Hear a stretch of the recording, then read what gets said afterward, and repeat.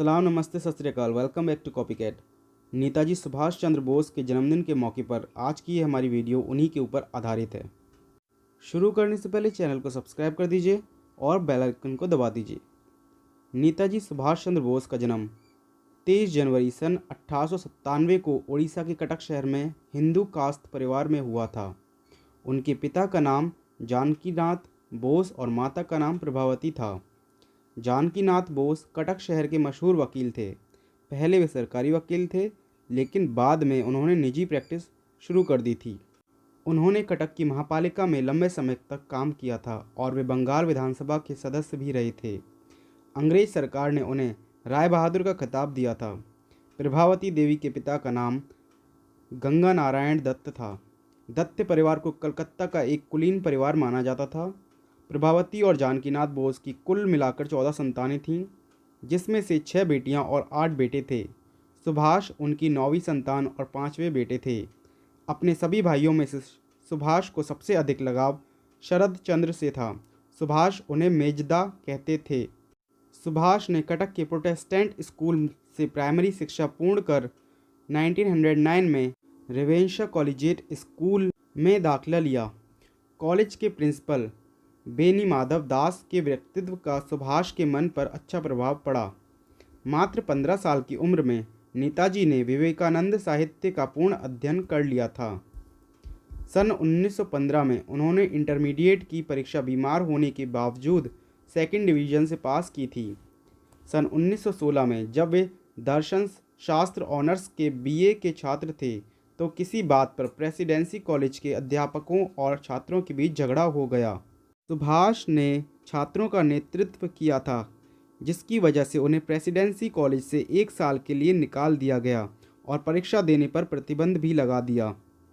49th Bengal regiment में भर्ती के लिए उन्होंने परीक्षा दी, किंतु आंखें खराब होने के कारण उन्हें सेना के लिए अयोग्य घोषित कर दिया गया।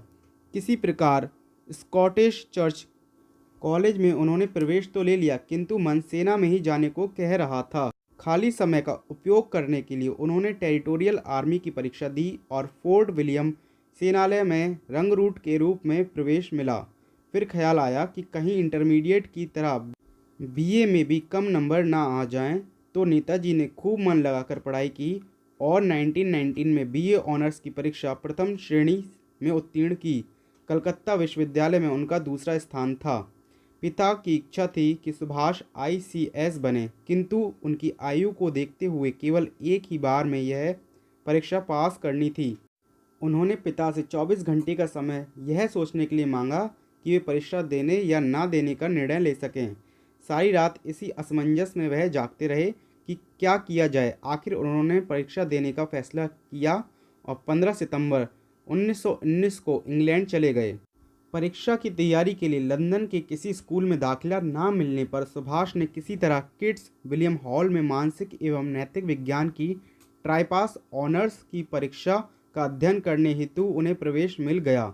इससे उनके रहने व खाने की समस्या हल हो गई।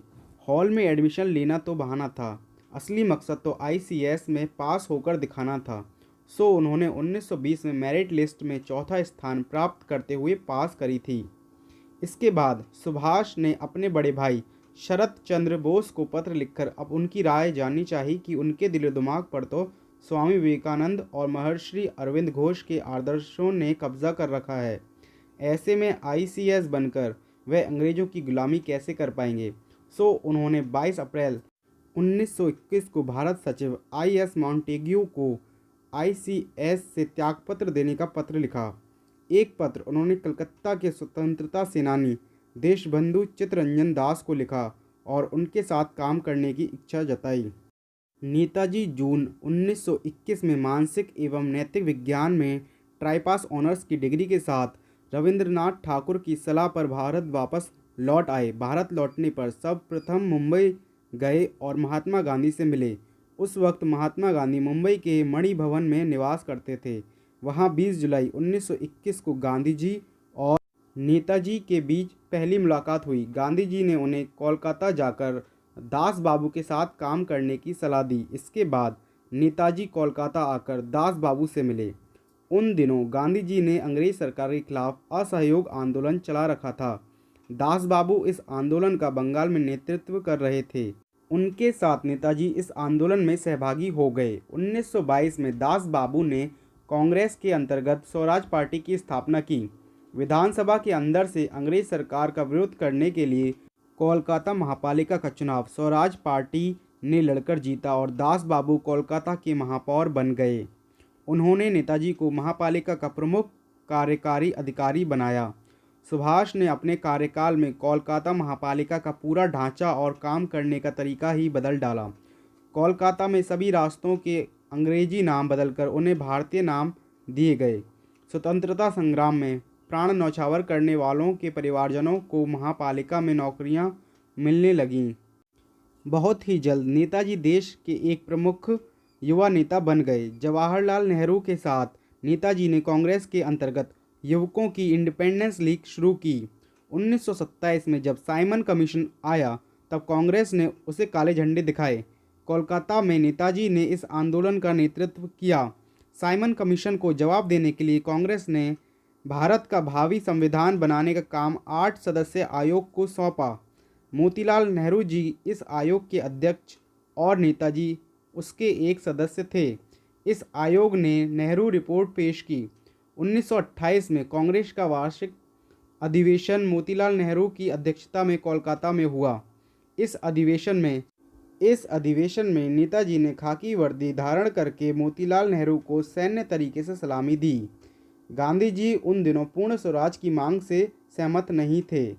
इस अधिवेशन में उन्होंने डोमिनियन स्टेटस मांगने की ठान ली थी, लेकिन सुभाष बाबू और जवाहरलाल नेहरू को पूर्ण स्वराज की मांग से पीछे हटना मंजूर नहीं था। अंत में यह तय किया गया कि अंग्रेज सरकार को डोमिनियन स्टेटस देने के लिए 1 साल का वक्त दिया जाए। अगर 1 साल में अंग्रेज सरकार ने यह मांग पूरी नहीं की तो कांग्रेस पूर्ण स्वराज की मांग करेगी, परंतु अंग्रेज सरकार ने यह मांग पूरी नहीं की। इसलिए 1930 में जब कांग्रेस का वार्षिक अधिवेशन जवाहरलाल नेहरू की अध्यक्षता में लाहौर में हुआ तब ऐसा तय किया गया कि 26 जनवरी का दिन स्वतंत्रता दिवस के रूप में मनाया जाएगा। 26 जनवरी 1931 को कोलकाता में राष्ट्र ध्वज फहराकर नेताजी एक विशाल मोर्चे का नेतृत्व कर रहे थे। तभी पुलिस ने उन पर लाठी चलाई और उन्हें घायल कर जेल भेज दिया। जब सुभाष जेल में थे तब गांधी जी ने अंग्रेज सरकार से समझौता किया और सब कैदियों को रिहा करवा दिया, लेकिन अंग्रेज सरकार ने भगत सिंह जैसे क्रांतिकारियों को रिहा करने से साफ मना कर दिया। भगत सिंह की फांसी माफ़ करने के लिए गांधी जी ने सरकार से बात तो की, परंतु नरमी के साथ। सुभाष चाहते थे कि इस विषय पर गांधी जी अंग्रेज सरकार के साथ किए गए समझौते को तोड़ दें, लेकिन गांधी जी अपनी ओर से दिए गए वचन को तोड़ने के लिए राज़ी नहीं थे। अंग्रेज सरकार अपने स्थान पर अड़ी रही और भगत सिंह व उनके साथियों को फांसी दे दी गई। भगत सिंह को न बचा पाने पर सुभाष चंद्र बोस गांधी जी और कांग्रेस के तरीकों से बहुत नाराज़ हो गए। कुछ इतिहासकारों का मानना है कि जब नेताजी ने जापान और जर्मनी से सहायता लेने का प्रयास किया था तो ब्रिटिश सरकार ने अपने गुप्तचरों को 1941 में उन्हें ख़त्म करने का आदेश दिया गया। नेताजी ने 5 जुलाई 1943 को सिंगापुर के टाउन हॉल के सामने सुप्रीम कमांडर के रूप में अपनी सेना को संबोधित करते हुए दिल्ली चलो का नारा दिया और जापानी सेना के साथ मिलकर ब्रिटिश व कॉमनवेल्थ सेना से बर्मा सहित इम्फाल और कोहिमा में एक साथ जमकर मोर्चा लिया। 21 अक्टूबर 1943 को सुभाष चंद्र जी ने आज़ाद हिंद फौज के सर्वोच्च सेनापति की हैसियत से स्वतंत्र भारत की अस्थायी सरकार बनाई, जिसे जर्मनी, जापान, फिलीपींस, कोरिया, चीन, इटली, मांचुको और आयरलैंड सहित 11 देशों की सरकारों ने मान्यता दे दी थी। जापान ने अंडमान व निकोबार द्वीप इस अस्थायी सरकार को दे दिए। सुभाष चंद्र जी इन द्वीपों पर गए और उनका नया नामकरण किया। 1944 को आज़ाद हिंद फौज ने अंग्रेज़ों पर दोबारा आक्रमण किया और कुछ भारतीय प्रदेशों को अंग्रेज़ों से मुक्त भी करा लिया।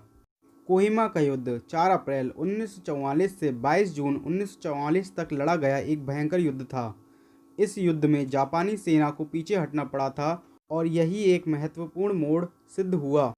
6 जुलाई 1944 को उन्होंने रंगून रेडियो स्टेशन से महात्मा गांधी के नाम एक प्रसारण जारी किया। जिसमें उन्होंने इस निर्णायक युद्ध में विजय के लिए उनका आशीर्वाद और शुभकामनाएं मांगी। नेताजी की मृत्यु के लिए आज भी विवाद है। जहां जापान में प्रतिवर्ष 18 अगस्त को उनका शहीद दिवस धूमधाम से मनाया जाता है, वहीं उनके परिवार के लोग आज भी यह मानते हैं कि नेताजी की मृत्यु 1945 में नहीं हुई थी। भारत सरकार ने नेताजी की जयंती को पराक्रम दिवस के रूप में मनाने का निर्णय लिया है।